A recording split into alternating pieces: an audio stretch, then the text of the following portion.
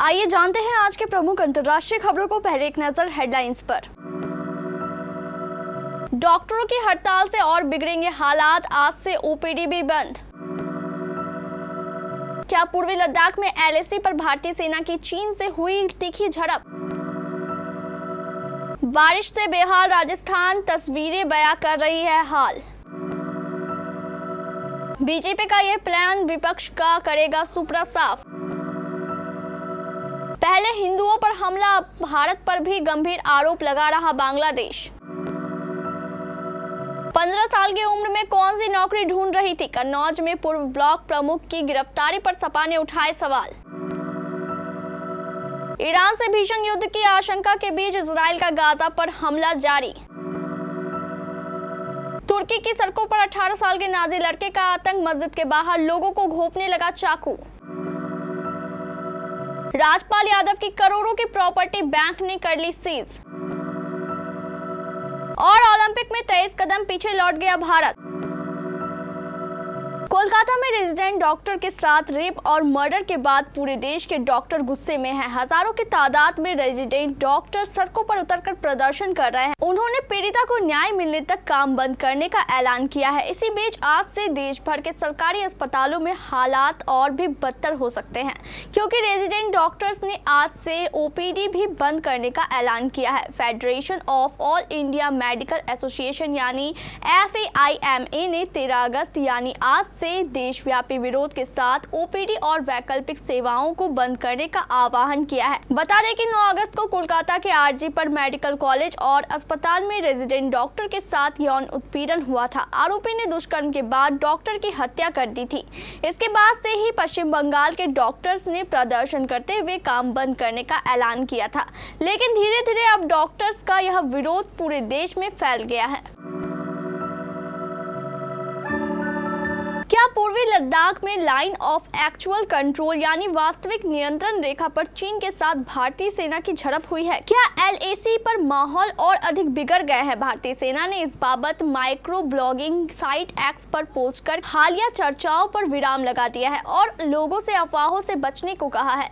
सेना की ओर से किए गए पोस्ट में इस बात से इनकार किया गया है कि पूर्वी लद्दाख में भारतीय सैनिकों और चीन की पीपुल्स लिबरेशन आर्मी के सैनिकों के बीच हाल ही में कोई तीखी झड़प हुई है। दरअसल कई एक्स यूजर्स ने ऐसी पोस्ट की हुई थी जिनमें दावा किया गया था कि पूर्वी लद्दाख के इलाके में सेना और PLA के बीच झड़पें हुई है। पहाड़ से मैदान तक सैलाब का सितम दिख रहा है। राजस्थान से केरल तक मूसलाधार बारिश, बाढ़ और लैंडस्लाइड का ट्रिपल अटैक दिख रहा है। बारिश अब जानलेवा होती जा रही है। राजस्थान के कई जिले बारिश और बाढ़ से जूझ रहे हैं। सबसे ज्यादा कहर करौली और सवाई माधोपुर में दिख रहा है। करौली में कई रिहायशी इलाके पानी में डूबते हुए नजर आ रहे हैं। जयपुर में पौष इलाकों को भी बारिश ने अपनी चपेट में ले लिया है। अब लोग बारिश से तौबा कर चुके हैं, लेकिन राहत मिलने के लिए फिलहाल कोई आसार नहीं है। राजस्थान में सोमवार को बारिश से संबंधित घटनाओं में 8 लोगों की मौत हो गई और पिछले 2 दिनों में मरने वालों की संख्या 22 हो गई है। मौसम विभाग के मुताबिक प्रदेश के पूर्वी हिस्से में अगले 4 से 5 दिनों तक भारी बारिश जारी रहने की संभावना है। आज के लिए मौसम विभाग ने सवाई माधोपुर, जयपुर, टोंक, डिंडवाना जिलों में कुछ स्थानों पर रुक रुक कर हल्की बारिश से मध्यम बारिश का दौर जारी रहने और कहीं भारी बारिश से संभावना जताई है। इन जिलों के लिए मौसम विभाग ने ऑरेंज अलर्ट भी जारी किया है। उत्तर प्रदेश के 10 विधानसभा सीटों पर होने वाले उपचुनाव को लेकर भाजपा ने स्पेशल प्लान तैयार कर लिया है। विपक्ष के जातिवादी राजनीति को बीजेपी राष्ट्रवादी राजनीति से तोड़ेगी। इसके लिए बीजेपी ने सभी विधानसभा सीटों के लिए डेडिकेटेड टीम बना ली है, जो लोगों के बीच में जाकर संविधान बदलने और 8,500 रुपए महीना पाने जैसे विपक्ष के वायदे को और बीजेपी की राष्ट्रवादी और विकास की राजनीति से अवगत कराएगी। उत्तर प्रदेश के 10 सीटों पर उपचुनाव होने वाले हैं, जिनमें करहल, मिल्कीपुर, सीसामऊ, कुंदरकी, गाजियाबाद, फूलपुर, मजवा, कटेहरी, खैर और मीरापुर विधानसभा सीट शामिल है। अयोध्या की मिल्कीपुर और अंबेडकर नगर की कटेहरी विधानसभा सीटों पर उपचुनाव की तैयारियों की जिम्मेदारी सीएम योगी आदित्यनाथ ने ली है, ताकि सीटों पर समाजवादी पार्टी को हराकर लोकसभा चुनाव की हार का जवाब दिया जा सके। लेकिन इन सीटों पर बीजेपी के लिए जीत की राह आसान नहीं रहने वाली है। बांग्लादेश नेशनलिस्ट पार्टी यानी बीएनपी के महासचिव मिर्जा इस्लाम आलमगीर ने दुनिया भर की मीडिया पर प्रोपेगेंडा फैलाने का आरोप लगाया है।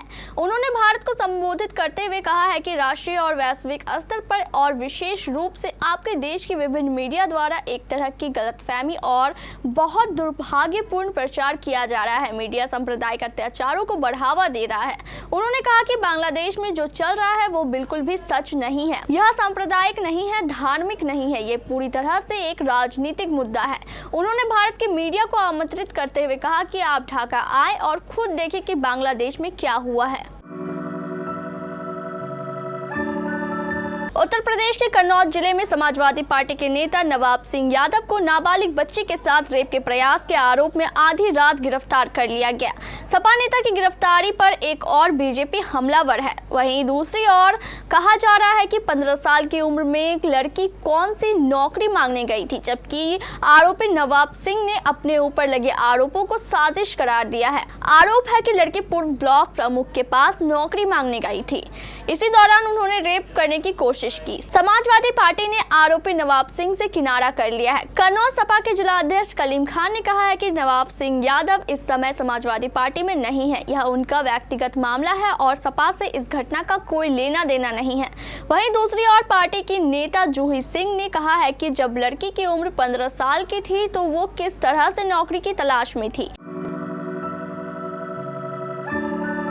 गाजा में लड़ाई को रोकने और ईरान तथा उसके सहयोगियों के साथ व्यापक क्षेत्रीय संघर्ष को रोकने के लिए एक समझौते के लिए अंतर्राष्ट्रीय दबाव के बीच इजरायली सेना ने दक्षिणी गाजा शहर खान यूनिस के पास हमला जारी रखा है। फिलिस्तीनी डॉक्टरों ने कहा है कि खान यूनिस सोमवार को इजरायली सैन्य हमलों में कम से कम 18 लोग मारे गए और कई लोग घायल हुए हैं। इस बीच नए निकासी आदेशों के कारण हमले वाले क्षेत्र से कई परिवार और विस्थापित लोग बाहर निकल आए। लोगों से क्षेत्र खाली करने के लिए कहा गया था। डॉक्टर्स ने कहा इजरायली हवाई हमले में गाजा शहर के G3 उपनगर में 5 लोग मारे गए और मिस्र की सीमा के पास राफा में 2 अन्य मारे गए।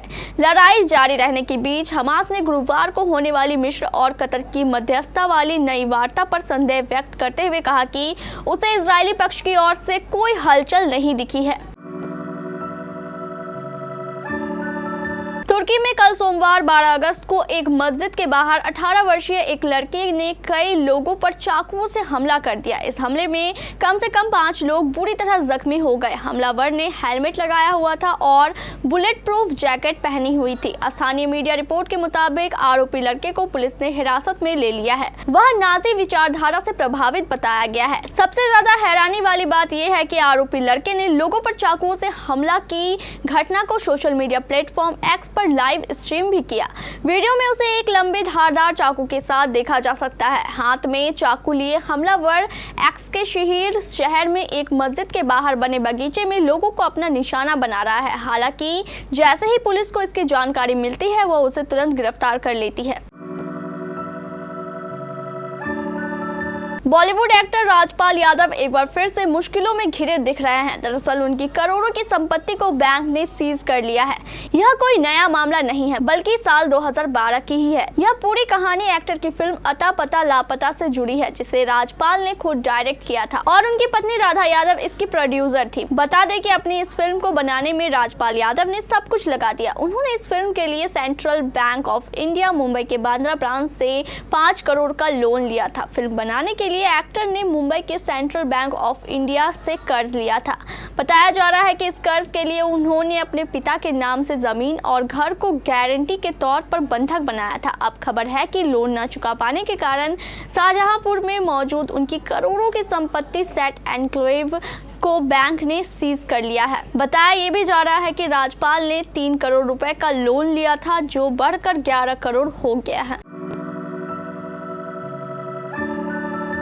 विशाल स्टेड डी फ्रांस में अद्भुत क्लोजिंग सेरेमनी के खत्म होते ही ओलंपिक का सफर भी खत्म हो गया है। 2020 में भारतीय एथलीटों ने 7 मेडल जीते थे। हर किसी को उम्मीद थी कि इस बार संख्या 10 के पार पहुंचेगी, लेकिन ऐसा हुआ नहीं। भारतीय दल ने 71वें स्थान पर रहते हुए अपने सफर का शर्मनाक अंत किया। जिस जोश और जज्बे के साथ भारतीय दल रवाना हुआ था, उतनी ही खुशी लौटते वक्त उनके चेहरे पर नहीं रही। आंकड़ों और तकनीकी आधार पर पाकिस्तान से भी पीछे रहना भी एक बड़ी वजह है, जो एक गोल्ड के साथ 62वें स्थान पर रहा। 205 देशों ने हिस्सा लिया था, जबकि 84 देशों ने कम से कम एक मेडल जीते। 140 करोड़ की आबादी वाले देश भारत इसमें 71वें नंबर पर रहा। 2017-18 में लॉन्च हुए खेलो इंडिया के तहत पीएम नरेंद्र मोदी का विजन ही ओलंपिक में अधिक से अधिक मेडल जीतने का था। टोक्यो में जब 7 मेडल आए तो वह भारतीय इतिहास का सबसे सफल ओलंपिक बन गया। नीरज चोपड़ा ने जैवलिन में ऐतिहासिक गोल्ड जीता था। इस बार भी उनसे उम्मीद थी, लेकिन वह सिल्वर मेडल तक सीमित रह गए।